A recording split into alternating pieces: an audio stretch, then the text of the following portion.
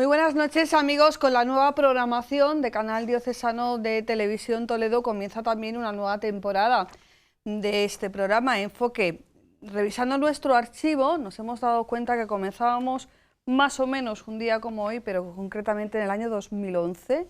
Han pasado, por tanto, 8 años de comunicación, de conversación, de debate, de reflexión, y nuestra intención es seguir adelante, seguir por lo menos esta temporada y seguir compartiendo con ustedes estos 50 minutos de conversación. Así que hoy comenzamos temporada aquí en Enfoque y, como siempre, comenzamos con nuestro vídeo. María, no va a haber elecciones nacionales. No, parece ser que no. Bueno, veremos. Yo ya no me atrevo a hacer pronósticos de ningún tipo. Efectivamente, estábamos equivocados, por lo menos 3 de los 4 periodistas que participaban en este programa.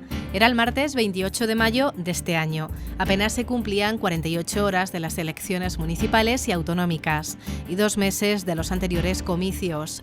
Y todo parecía indicar que los resultados de ayuntamientos y comunidades autónomas harían más factible un acuerdo entre los partidos para llegar a la conformación del Gobierno de España.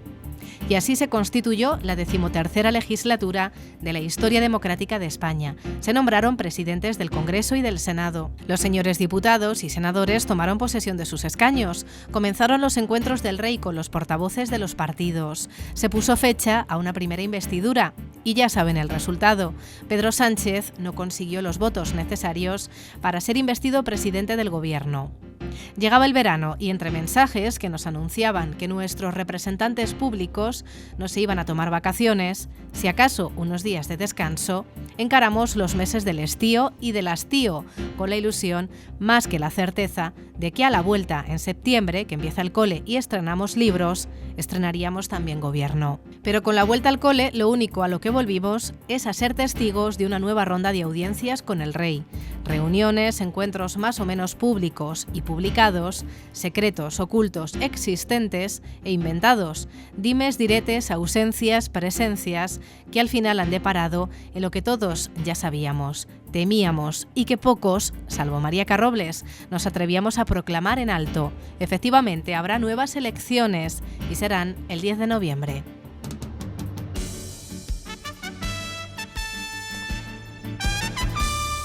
Bueno, pues con este pequeño guiño a lo que fue aquel programa del 28 de mayo, hemos querido comenzar este tiempo de enfoque y tenemos que comenzar por la colaboradora invitada y la única que acertó de los 4 que estamos aquí, María Carrobles. Buenas noches. Hola, buenas noches. Prométeme que si sabes el número de la lotería también no lo vas a decir. Yo no tengo dotes adivinatorias, lo prometo a todos y a nuestros espectadores también, pero no sé, me daba la intuición que la aritmética en este caso no sumaba lo que tenía que sumar. Humberto del Horno y Juan Antonio Pérez. Humberto del Horno, delegado de Europa Press en Castilla-La Mancha, y Juan Antonio Pérez, periodista de ABC.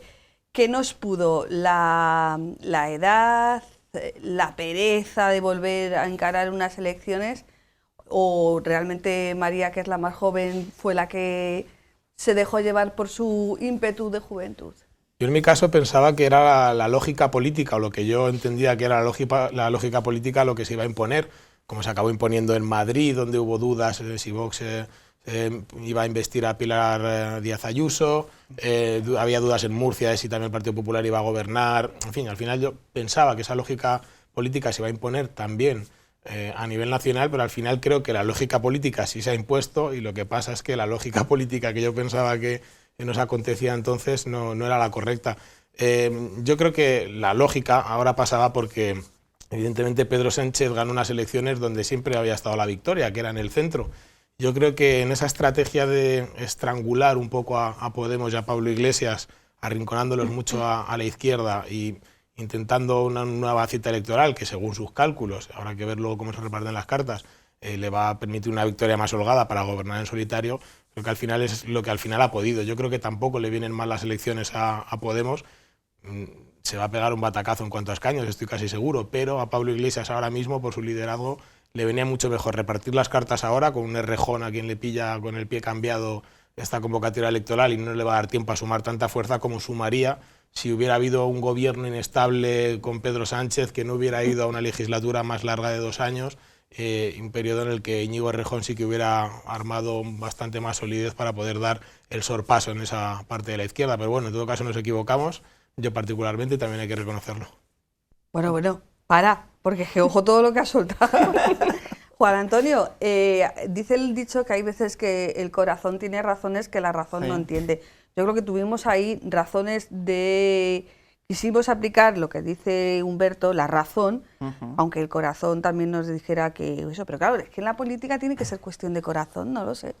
Bueno, y sobre todo teniendo en cuenta que veníamos de otra repetición electoral, entonces no sé si llamarlo ridículo, pero a mí me parece, yo creo, un ridículo que se tengan que volver a repetir las elecciones en 4, 5, 6 meses, pues se ha vuelto a hacer, ¿no? Y esto es un poco como el dicho que dice, nunca se puede ir a peor, ¿no? Pues siempre se puede ir a peor, ¿no? O sea, siempre el suelo está más bajo aún. Entonces, yo creía bueno, pues que PSOE y Podemos iban a llegar a un acuerdo que era lo más lógico, teniendo en cuenta que Ciudadanos ya dijo claro que no iba a pactar con Sánchez. Otra cosa es que crea si me parece un error o no.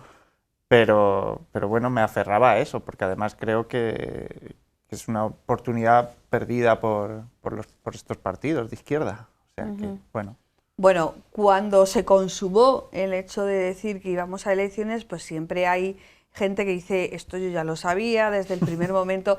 Bueno, nosotros no vamos a llegar a ese punto, pero realmente durante estos 3 meses de negociaciones, porque agosto es inhábil y aunque no se han ido de vacaciones, sí que se han ido de descanso. ¿Creéis que ha habido... Para cobrar su sueldo los diputados sí que ha habido... ¿Creéis que ha habido en algún momento, había una firme voluntad de llegar a un acuerdo o todo estaba orquestado, era toda una liturgia del despiste? Yo no sabría qué decirte. Al final, si recuerdas, la oferta que le hace Pedro Sánchez a Pablo Iglesias de una vicepresidencia y 3 ministerios parecía muy sólida y muy firme, la del mes de julio. Y es una oferta que hay que recordar, fue Pablo Iglesias quien rechazó de plano, que llegó a decir que eran jarrones chinos, que eran ministerios estéticos. Casualmente luego la misma propuesta que recuperaba Pablo Iglesias en la segunda intentona. Yo creo que ofrecer 3 ministerios y una vicepresidencia es una oferta en serio para gobernar, y que en ese primer momento fue Pablo Iglesias el que, bien por ambición o bien porque quería hacer saltar el acuerdo, la verdad es que no sé si seré capaz de acertarlo, lo rechazó, aunque luego le valía. Yo creo que hay que diferenciar un poco el proceso y la discusión que hubo en la primera intentona de investidura con la segunda. Yo creo que para la primera vez que Pedro Sánchez fue a ese debate de investidura sí que confiaba en lograr un acuerdo, pero estoy seguro de que desde el mismo momento, a finales de julio, en el que abandona el Congreso de los Diputados sin ser presidente, yo creo que él ya tenía en mente ir a elecciones generales como se ha sido al final. María, eso es lo que nos han contado, ¿no? Lo que hemos sabido de esas negociaciones. ¿Quién va a ser el primero que diga la palabra relato? Ya María, lo has dicho, ¿no? Sí. No, yo creo que en el trasfondo de las negociaciones estaba sin ninguna duda el tema catalán, y Podemos y el PSOE pues tienen visiones diferentes en teoría acerca de las posibles soluciones o el posible diálogo que hay que tener con Cataluña. Incluso yo me atrevería a decir que dentro del Partido Socialista, y lo vemos aquí día tras día con el presidente Emiliano García Paje, cómo rechazaba que se pactara realmente con los independentistas para formar gobierno, y al final su voto era clave para que Pedro Sánchez accediese a la presidencia. Entonces, a mí me da que, aparte de los ministerios, de yo te doy, tú me das, creo que ese tema ha estado muy presente en todo el tema de la negociación. Juan Antonio, decías antes que otra cosa es que tú coincidas con la postura que tenía Albert Rivera desde el primer momento de no pactar con Pedro Sánchez. También la militancia del PSOE la noche electoral dijo con Rivera, ¿no? Sí. Que claro, esto está bien si sabes que Rivera es el líder del partido, porque si no la gente va a pensar que no quiere tomar Rivera del Duero. Bueno, esto es un chiste malo, hay que ponerle un poquito de alegría. Pero ¿y esa propuesta que lanza Ciudadanos a 48, a 72 horas a término prácticamente de la segunda sesión de investidura que no llegó a hacerse en septiembre? ¿Tú crees que estaba también orquestada, era una estrategia o fue un...? Bueno, yo lo que creo es que Rivera se ha dado cuenta muy tarde de su error. Es decir, yo creo que a Rivera le han cegado que se quedó a solo 200.000 votos del PP. Y entonces él creía que, bueno, pues que ya estaba hecho ese sorpaso al PP y que iba a ser la primera fuerza del centro derecha o de la derecha. Pero yo creo que el votante de Ciudadanos no quiere ser un segundo del PP, porque si quisiera ser un segundo PP votaría al PP. Entonces yo creo que Ciudadanos, con ese veto a Sánchez, él mismo se pone trampas, porque se escora a un lado y la gente siempre va a preferir al original. Entonces yo creo que su quehacer en todos estos meses ha sido muy, muy errático, porque no solo en el gobierno, sino en las comunidades autónomas, si tú juegas a ser un partido de centro, que no quieres nacionalismos, que vas a hacer un poco de bisagra, primero pactando con unos, luego con otros, no puedes apoyar, por ejemplo, el gobierno de Madrid, que lleva 30 años lleno de casos de corrupción, donde el PSOE ha ganado muy holgadamente las elecciones y con un candidato que puede ser de lo mejor que tiene el PSOE, que es Gabilondo. Para mí me parece un error claro. Otro error claro, por supuesto, es este de eso, de decir con el PSOE no, porque probablemente... ¿Con Sánchez? Con Sánchez no, bueno, pero al final ha resultado que, salvo en Castilla-La Mancha, y solo han sido en algunos ayuntamientos y diputaciones, ha sido en realidad con el PSOE no, porque en España no ha pactado Ciudadanos con el PSOE. Entonces, yo creo que a última hora ha intentado recuperar ese relato de, para salvar de los nacionalismos y de toda esta gente, pues yo te dejo mis escaños para que puedas ser investido. Pero yo creo que la gente, a pesar de que... Yo creo que las palabras se las lleva el viento. Entonces, a pesar de que él dijo, creo, 2 meses antes de las elecciones, que con Sánchez no iba a pactar bajo ningún concepto, la única suma que daba holgadamente después de las elecciones era PSOE y Ciudadanos. Y yo creo que mucha gente, o una mayoría de gente, hubiera entendido que bueno, pues que había un gobierno... ¿Hubiera tolerado ese pacto, Desde a pesar luego. de lo dicho? Estoy convencido. Mejor que lo que pueda pasar el 10 de noviembre. Por ejemplo, el votante de Ciudadanos o el simpatizante o aquel que veía en Rivera, bueno, pues esa cuña que puede desatascar el bipartidismo, ¿creéis que le va a pasar factura a Rivera?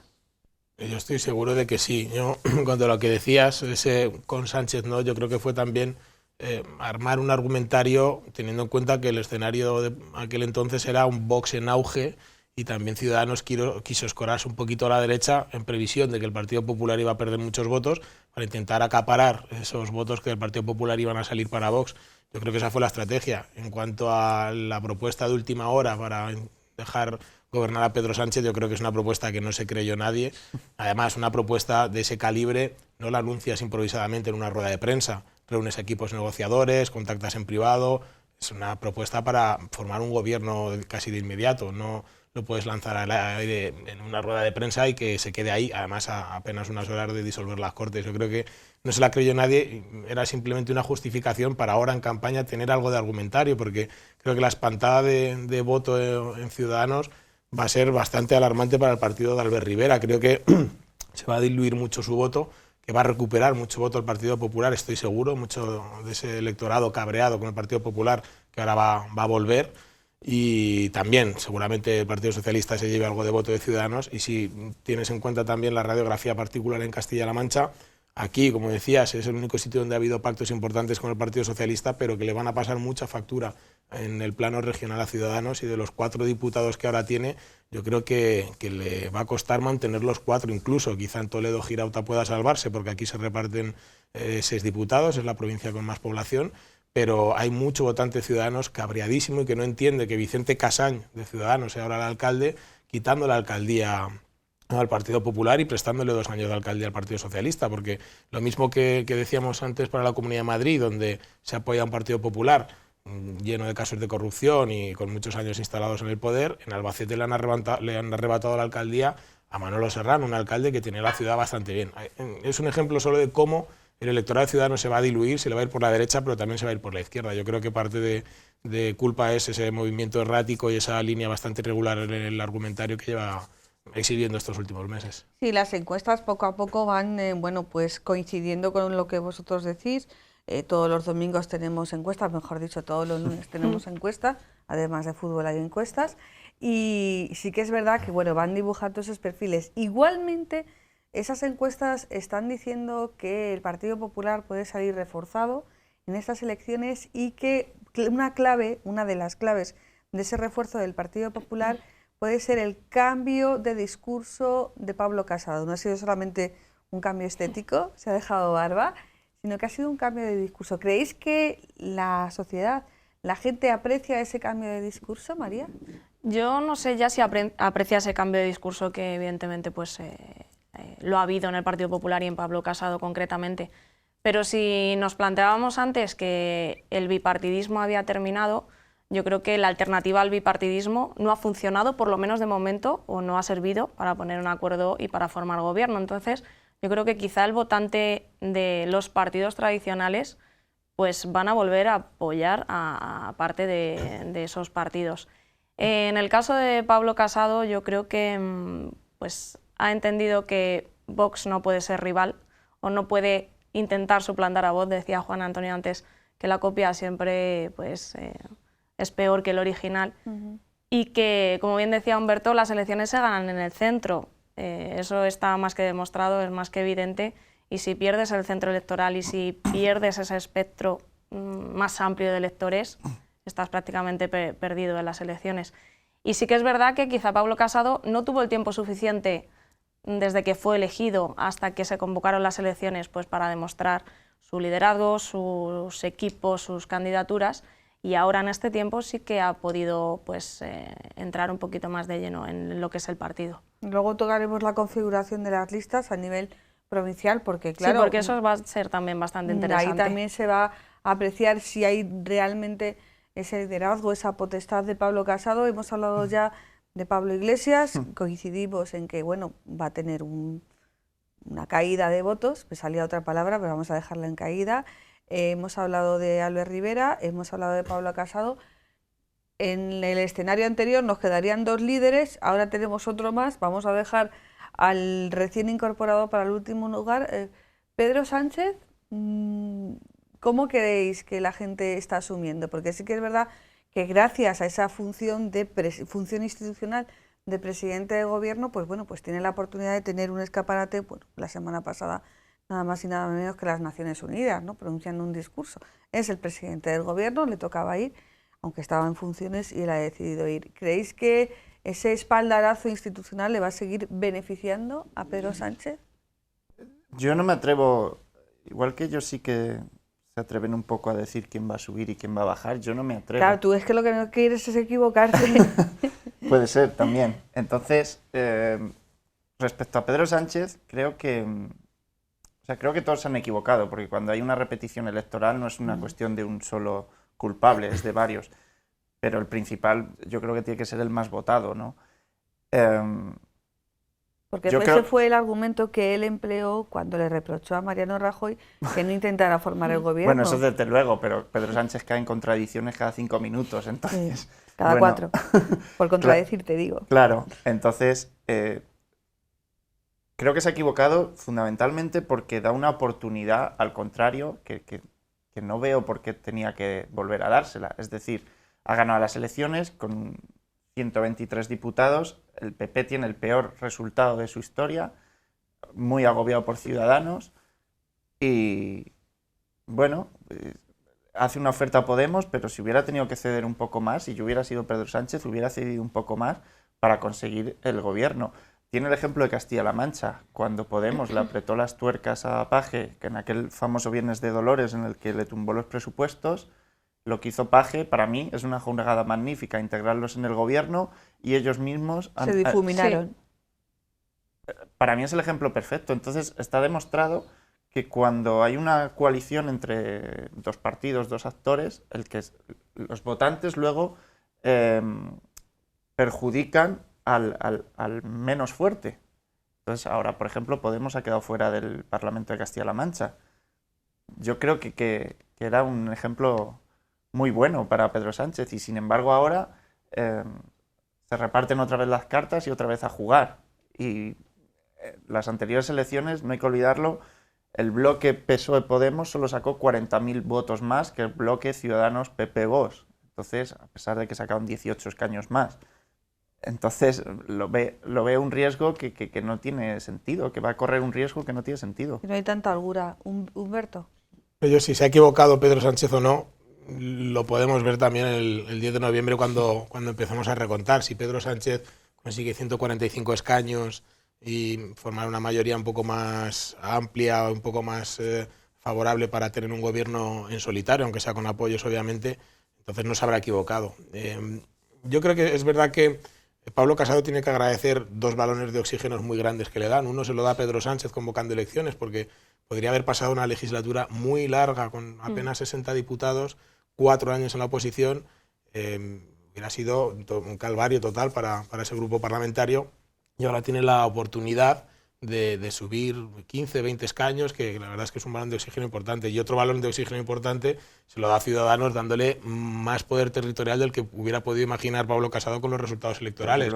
Gobierna en Murcia, gobierna en Madrid, también tiene la alcaldía de Madrid, en tantos sitios donde gracias a Ciudadanos se han permitido un gobierno del Partido Popular con los peores resultados de su historia en grandes plazas. Al Pablo Casado del 29 de abril le cuentas este escenario y no se lo cree. Estoy convencido de que no.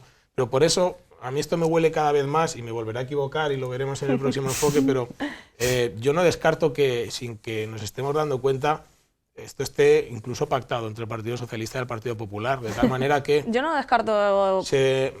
yo me parece muy verosímil que a Pero los vamos a ver, más estamos entrando en grandes teoría de las niveles, conspiraciones. Hombre, soy gente seria. Veremos cómo se reparten las cartas, pero yo no descarto, y me parece un escenario bastante, por lo menos, insisto, verosímil, ya veremos, pero que al final el reparto de fuerzas esté bastante similar, escaño arriba, escaño abajo, y que al día siguiente, pero con 20 escaños más, Pablo Casado diga que se abstiene. ¿Qué consigue con eso Pablo Casado? Erigirse como líder de la oposición por encima de Ciudadanos, que se va a pegar una torta impresionante, yo creo que en eso coincidimos todos, y además consigue que se forme un gobierno en solitario, sin independentistas, sin extremos a la izquierda, y con un Pedro Sánchez en todo caso débil, porque va a tener que llegar a acuerdos para intentar mantener una legislatura un poco sólida y que llegue a 4 años. Por eso creo que es una estrategia que a mí ahora mismo no me sorprendería que hubiera algo de esto. Podría erigirse él mismo como hombre de Estado, ¿no? Pablo Casado. Es que pasaría en apenas unos meses de ser el gran derrotado electoral, con dejar casi en la mitad de escaños que tenía, a erigirse en un hombre de Estado, y todo esto lo ha hecho simplemente con 2 movimientos, uno dejarse barba y otro abandonar la radicalidad que tenía en el discurso. Solo con esos 2 movimientos Pablo Casado puede ser el Macron de España tranquilamente dentro de una semana. Vale, ¿y dónde están los ideales, las políticas que deberían diferenciar a unos partidos y otros? ¿Dónde quedan los votantes? ¿Dónde quedan las ilusiones de la gente, de los militantes de base, de la gente que va a ir a votar el 10 de noviembre? Si todo es una estrategia, si todo es una escenografía, si todo está no sé cuánta parte del electorado vota por ideales y con esa ilusión. Cuando decimos que las victorias están en el centro es porque también mucha gente vota simplemente con el sentido común, más allá de extremos ideológicos. Así creo yo, por lo menos es como yo ejerzo mi derecho al voto normalmente. Entonces, decíamos antes que la militancia le pedía a Pedro Sánchez, con Rivera no, justo en la noche electoral, pero bueno, era la militancia que cogió una bandera del partido y va a Ferraz, no la cantidad de millones de votantes que tuvo el Partido Socialista en toda España, que a esa gente no se le escuchó. Entonces, más allá de las ideologías o los sentimientos, yo creo que también hay que votar un poco por el sentido común y por la estabilidad. Es verdad que si por lo que sea se reparten las cartas y un bloque de derechas puede conformar gobierno, el ridículo espantoso que hace la izquierda es para hacérselo mirar y para estudiarlo en todos los libros de texto, pero no de España, de todo el mundo, porque han tenido la oportunidad de conformar un gobierno más o menos estable, por lo menos para el corto plazo, y es una posibilidad muy real. Es una posibilidad que está ahí, pero por eso digo que Pedro Sánchez ha repartido otra vez las cartas sin necesidad. Es verdad que yo creo que... ¿Vosotros creéis que Pedro Sánchez no hubiera convocado elecciones si tuviera claro que no las vuelve a ganar y que mejora el resultado? Yo estoy seguro de que él cree que tiene agua en la piscina, y al final hay muchas cosas que han cambiado el 28 de abril. Lo decías tú antes, Ana, tiene el BOE de su lado, tiene las apariciones como presidente de un gobierno en funciones, pero las tiene, y tiene más poder territorial y más consolidado que el que tenía antes de las elecciones autonómicas. Él puede hacer campaña en Castilla-La Mancha con una mayoría absoluta de Paje tranquilamente, la puede hacer en Extremadura, la puede hacer otra vez en Aragón. Tiene un poco más de oxígeno en la bombona para enfrentarse ahora a pedir otra vez el voto, aunque pueda parecer lo contrario. Yo creo que se ha tirado a la piscina seguro, pero que primero ha metido el pie a ver si había agua. Yo creo que tampoco se la está jugando tanto, aunque veremos el día 10. Ya, pero el escenario que dibujáis, tal y como lo dibujáis, da la sensación de que todo está, lo hemos dicho muchas veces, ¿no?, que desde hace 2 legislaturas a esta parte estamos asistiendo a la teatralización de la política, todo es espectáculo. nada más que hay que darse una vuelta por el Pleno del Congreso de los Diputados y estamos esperando la aparición del actor o la actriz de turno que nos va a llenar 2 minutos de telediario. Luego, a lo mejor, de las cosas importantes de los proyectos de ley que han salido adelante o que no han salido adelante o que han quedado paralizados no hablamos, pero de la guasa del día o el chiste del día. Pero ¿vosotros creéis que realmente la sociedad se siente partícipe de ese teatro o piensa, y aquí meto el siguiente punto de cuestión, de debate que os iba a plantear, o piensan que es que le están tomando el pelo? Hay mucha gente que dice que una de las claves, no hemos hablado todavía de Íñigo Rejón, pero hablaremos de él, que una de las claves de estas elecciones va a ser la abstención. ¿En qué medida el actor abstención tiene su papel en este teatro? Pues yo creo que en las circunscripciones pequeñas puede hacer bastante daño ese factor de abstención. Quizá nos hemos impregnado nosotros también de ese sentir que hay en la sociedad, por lo que comentamos pues, en nuestros entornos, la gente está muy harta. Y la gente no entiende que haya que volver a elecciones con el coste que eso conlleva. Entonces yo creo que sí, económico, sí, de dinero, de euros. Yo creo que sí que va a pasar factura y va a haber mucha gente que el 10 de noviembre se quede en casa. No sé si hablar de decepción, de desilusión, de cabreo, voto de castigo con abstención. No sé, es mi percepción. Me cuesta mucho, o sea, no sé si se va a quedar mucha o poca gente en casa. Lo que sí, antes de venir aquí hoy, he estado mirando los datos de participación en todas las elecciones generales desde que se acabó la dictadura, ¿no? Y entonces, principalmente porque se dice una cosa, que es que una alta participación beneficia a la izquierda. Siempre se ha dicho. Que es falso. Es falso. Por lo menos en los últimos comicios, los 4 o 5 últimos comicios de esta parte. Entonces, por ejemplo, aquí tengo los datos. Yo creo que la conclusión es que se vota por ilusión. Cuando más gente ha votado en España es en el año 82, cuando ganó Felipe, que votó casi un 80%. Pero la segunda vez que más gente votó en España fue con Aznar en el 96, es decir, después de 14 años, que votó un 77%. Y, bueno, la tercera fue el año 93, pero la cuarta fue 2004 con Zapatero, que fue un 77%. Que estábamos en pleno conflicto de la guerra. Eso es, bueno, y el 11M, que es el factor diferencial. Sí. Entonces esto derriba el mito de no, es que si yo me quedo en casa gana la derecha, ¿no? Que se dice en las casas de la izquierda, ¿no? Luego, en las últimas elecciones, cuando se repitieron las elecciones, fue el porcentaje más bajo que votó en democracia, que se quedó en un 66%, y bajó solo 3 puntos respecto a los anteriores comicios.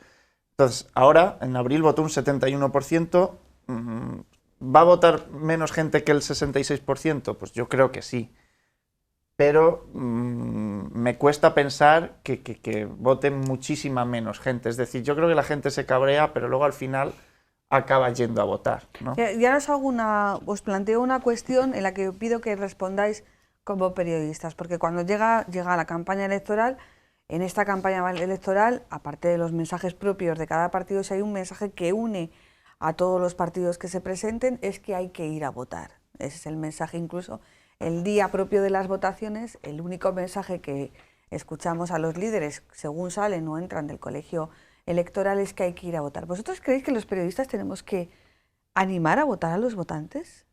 Yo creo que no, al final yo como periodista... O sea, en coherencia. Yo no quiero animar a quien me pueda leer en un teletipo a nada. Yo quiero ser el notario de lo que está pasando e intentar explicarlo para que la gente pueda tomar la decisión o no de ir a votar si le da la gana. Yo creo que esa es un poco nuestra función.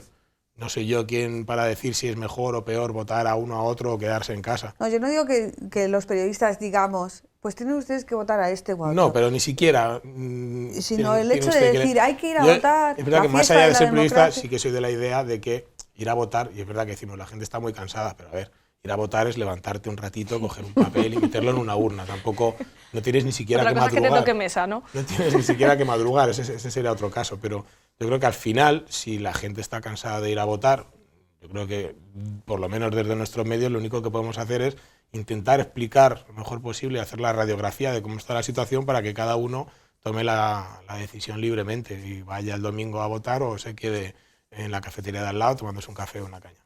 Juan Antonio.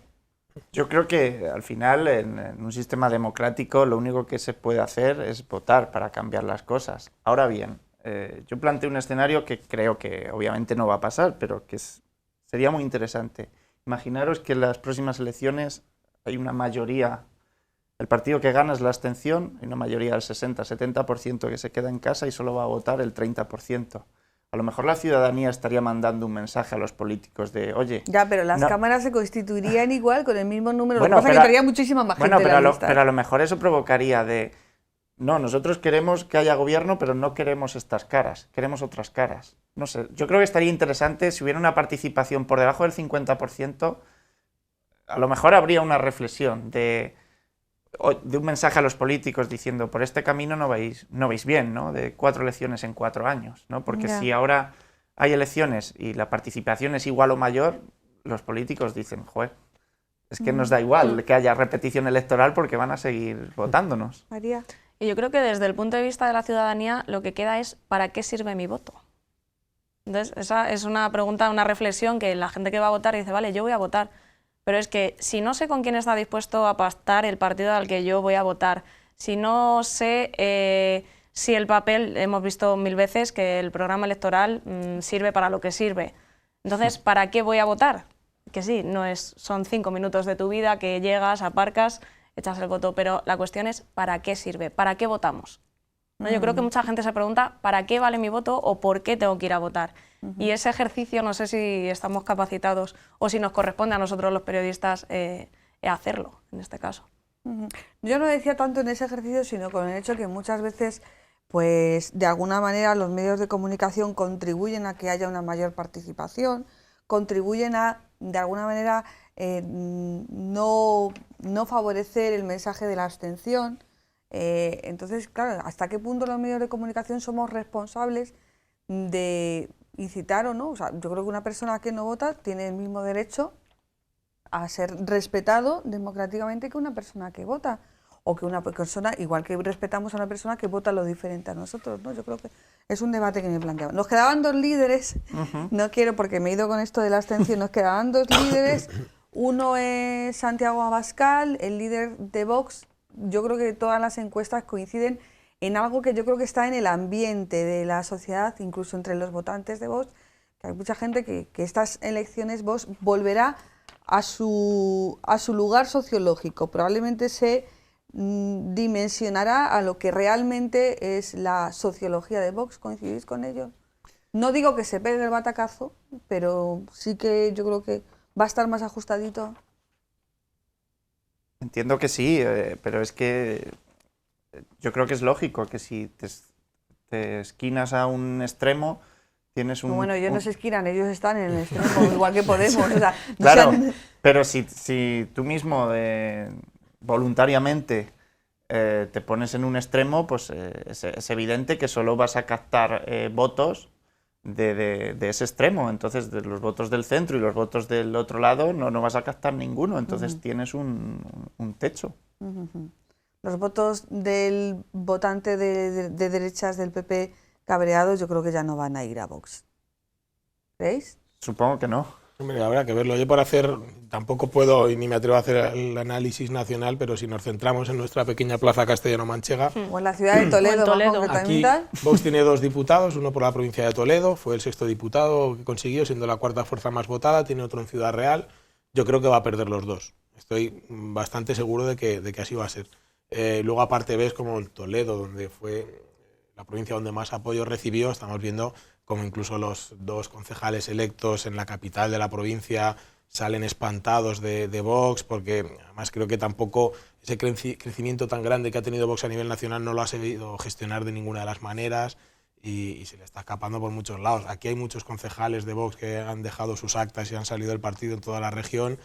No vemos tampoco un liderazgo, en teoría aquí se nos ha dicho que es Daniel Arias, el líder de Vox, el cual está por las mañanas dando clase en Torrijos y no hace apenas apariciones públicas, y habrá que ver también desde la noche electoral, cómo conforma las listas este partido, que evidentemente es un partido totalmente personalista desde arriba hacia abajo. Creo que también hay un poco de bicefalia, porque si bien Santiago Abascal es el líder natural o el presidente del partido, creo que el matrimonio Espinosa de los Monteros Monasterio la gente incluso les identifica más como líderes del partido porque están todo el día también en los medios y también tienen bastante más visibilidad que Santiago Abascal. Creo que le va a pasar factura a muchas cosas y aquí en concreto en Castilla-La Mancha va a ser de los 24 diputados que tiene en su bancada ya cesante en el Congreso, de los 2 de Castilla-La Mancha los va a perder seguro. Bueno, y de hecho se conoció una carta pública de una diputada de Vox también que ha renunciado, De ¿no? Baleares. Sí. Sí. Que va en la misma línea de las acusaciones que hacía Luis Miguel Núñez, el concejal de Toledo, que se quedara como concejal pero que ha abandonado el partido, pues hablando de que funciona como una pseudosecta en la que se critica. Pero ha pasado en Ciudad Real, pasó en Albacete con también el candidato, el número 1, no recuerdo el nombre, también a las pocas semanas de coger su acta también abandonó sin dar explicaciones el partido y está pasando, entiendo que si la muestra es Castilla-La Mancha, entiendo que a nivel nacional, sin conocer todo el espectro, estará pasando algo parecido y le acabará pasando factura en las urnas. Bueno, también. pues nos queda el sexto, llamado a estar en ese escenario de las elecciones nacionales, se llama Íñigo Errejón, su partido se llama Más País, Más lo he País. dicho bien, viene del Más Madrid, viene de Podemos, junto con Carolina Vescanza, Monedero y Pablo Iglesias fueron la génesis de Podemos y quedan operativos Pablo Iglesias e Íñigo Errejón. Porque claro, durante toda esta semana, que si me presento, que si no, esto sabíamos todos que iba a presentarse, pero Sí, bueno. de hecho hace poco leí que tenía el registro de la Del página país. web registrado y comprado desde hacía unos 4 o 5 meses. Sí, bueno, pero bueno, nos gusta un poco seguir el juego en tanto en cuanto... Y someterlo a la militancia también, que es muy democrático. Sí. Y sobre todo ponerle, en tanto en cuenta, aporta algo de novedad, aunque bueno, el candidato ya lleva unos cuantos años en esto de la política. En la semana pasada se leían comentarios muy interesantes, decían que Íñigo Errejón parte con las simpatías de los principales medios de comunicación, de las principales plataformas mediáticas de España, y digamos que eso puede ser un tanto a su favor. Hay gente que dice que es el tapado del Partido Socialista.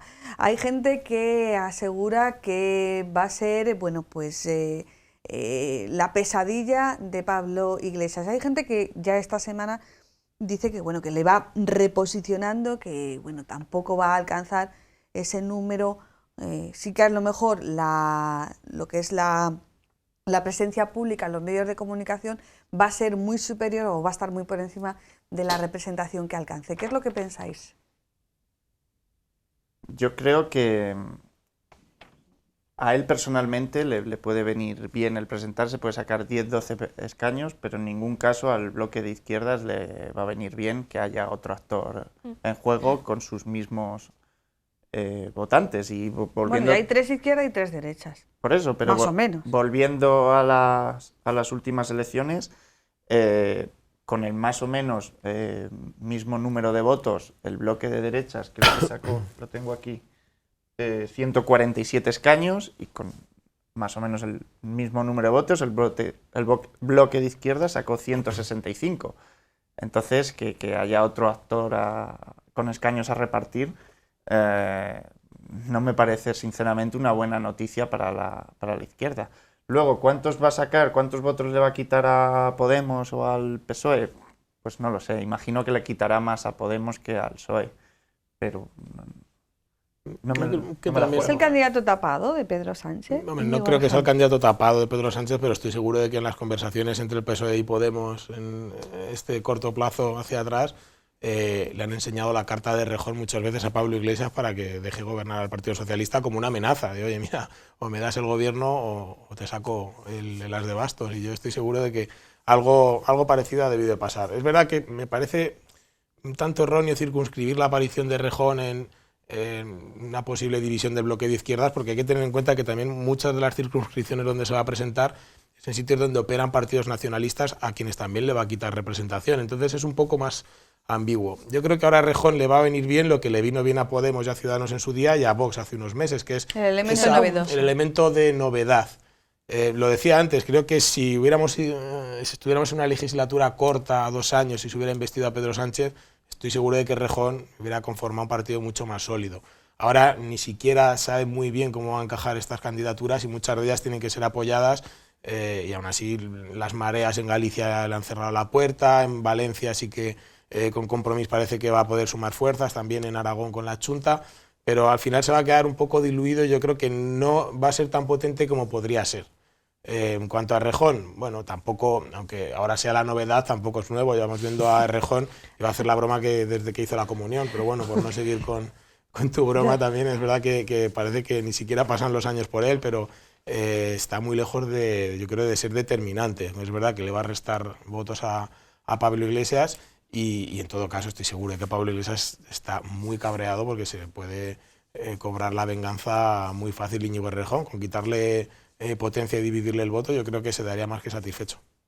Sí, pero la aritmética de las cuentas del Congreso de los Diputados pueden hacer que 2 diputados de Errejón sean más importantes que 10 diputados de Podemos, por ejemplo, ¿no, María? Y eso ha pasado muchas veces, ¿no? Esa es la diabólica aritmética parlamentaria, Aquí ¿no? en Castilla-La Mancha pasó, por ejemplo, con Ciudadanos, o en el Ayuntamiento de Toledo pasó también con las otras fuerzas políticas, ¿no? Evidentemente, yo creo que es muy difícil calibrar pues, cuánto va a afectar el número de votos a cada escaño, ¿no? Porque cada circunscripción es un mundo y precisamente es lo que están analizando ahora en Más País, que solo quieren presentarse en aquellas circunscripciones que sean más grandes. Por encima de 7. Por encima de 7 escaños. Algo que no hizo Vox cuando se lo pidió el Partido Popular, por ejemplo. O sea, que al final, por lo menos respiran de otra manera, como lo hizo el bloque de derechas en la anterior Más cita. pragmáticos, ¿no? Bueno, pero es que a mí me parece que entre Vox y el PP sí que hay diferencias, pero entre Podemos y Más País no veo más allá diferencia de que uno tiene cara de niño y el otro lleva coleta. Sí.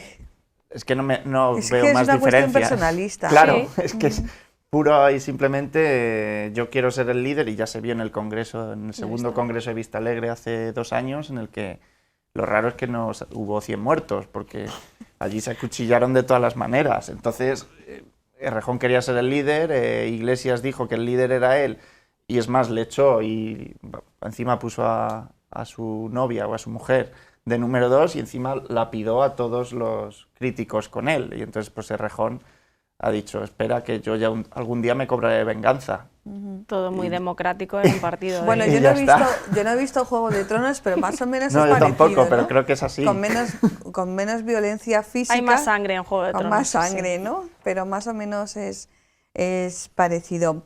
Bueno, pues nos quedan apenas 7 minutos y tengo yo aquí un redondelito que pone listas.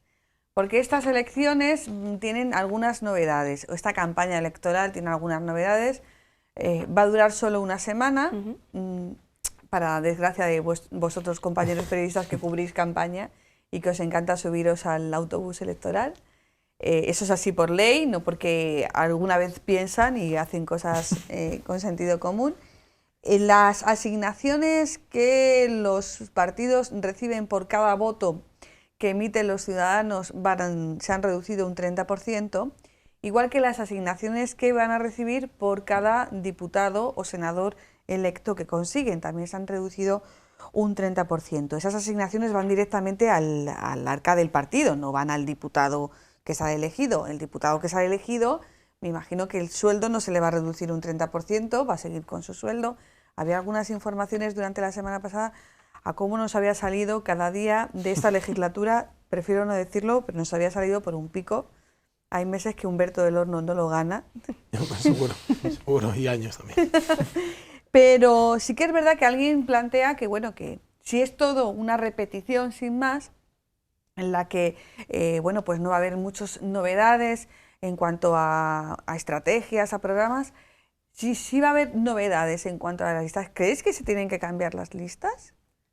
Hombre, en el caso del Partido Socialista ya las conocemos. Y ya las conocemos, se hicieron públicas ayer. Creo que hay una, pero es una cuestión de incompatibilidad. No, ya están ya las 5, ya se saben y evidentemente como partido del gobierno en funciones, partido que gana las elecciones últimas y que aspira a ganar estas, ha optado por la estrategia de no tocar nada y de presentarse con el mismo proyecto para, evidentemente, y contribuye intentar también contribuir. A ese discurso de normalidad. Hay algunos cambios puntuales, en el caso Obligados. de Blanca Fernández, ahora es portavoz del gobierno, era número 1 por Ciudad Real, tiene que dejar paso, será Miguel González Caballero, simplemente corre la lista, y hay algunos casos muy puntuales y muy similares. Algún otro miembro de las listas que ahora forman parte del gobierno regional a nivel provincial, creo que en Guadalajara pasa, José Luis Escudero era suplente al Senado y ahora es consejero de Desarrollo Sostenible.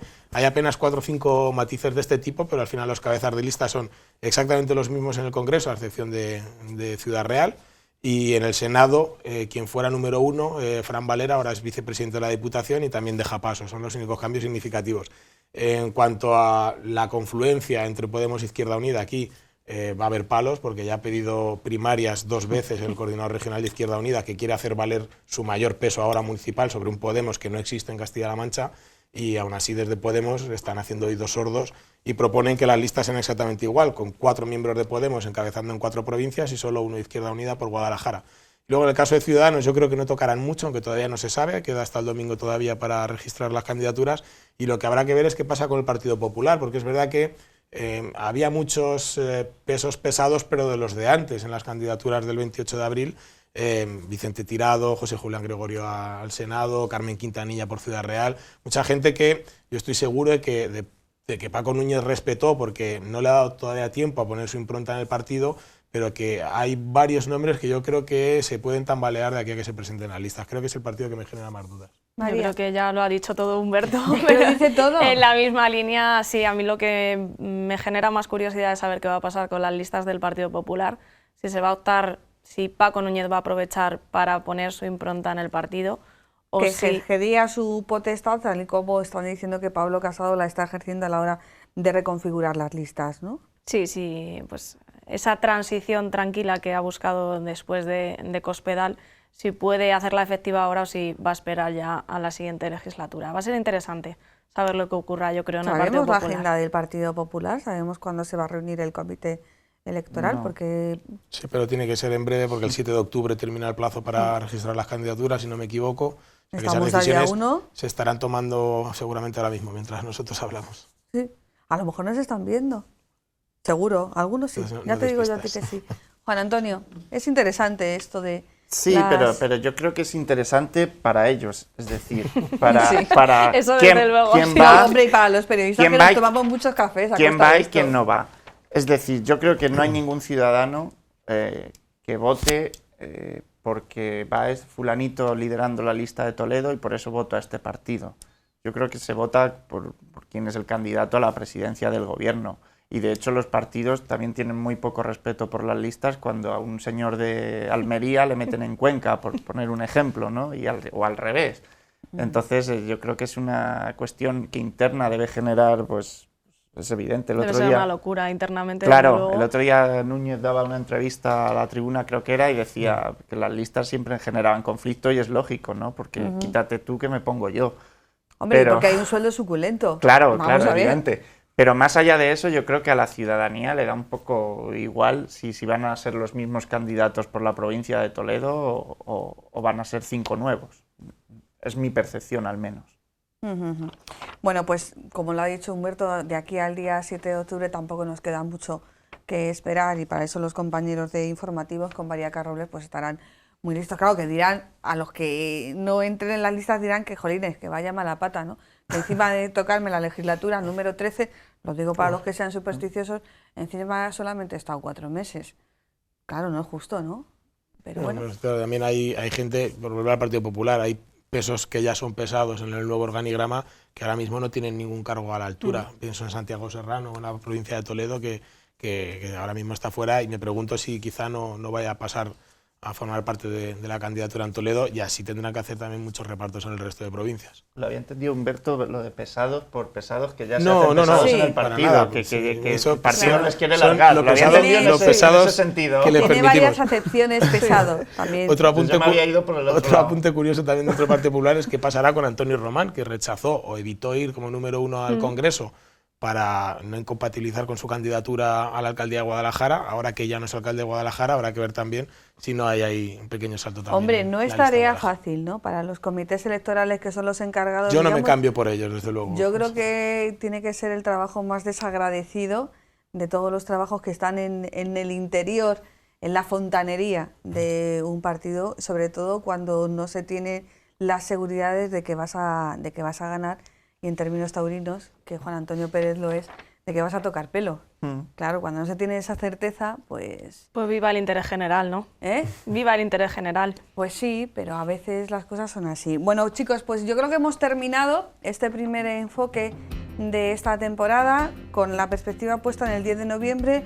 Yo he hecho algunas anotaciones de tiempos, porque sin querer habéis deslizado algunas apuestas personales, sin querer. Yo no sé si habéis sido conscientes de ello, de lo que pasará. Así que si habéis acertado o no, lo sabremos el 28, no, el 28 no, el 10, mejor el 11 de noviembre. Muchísimas gracias a los tres otra vez por vuestra disponibilidad a estar en nuestra casa y a todos ustedes. Nos vemos la semana que viene con más enfoque. Buenas noches.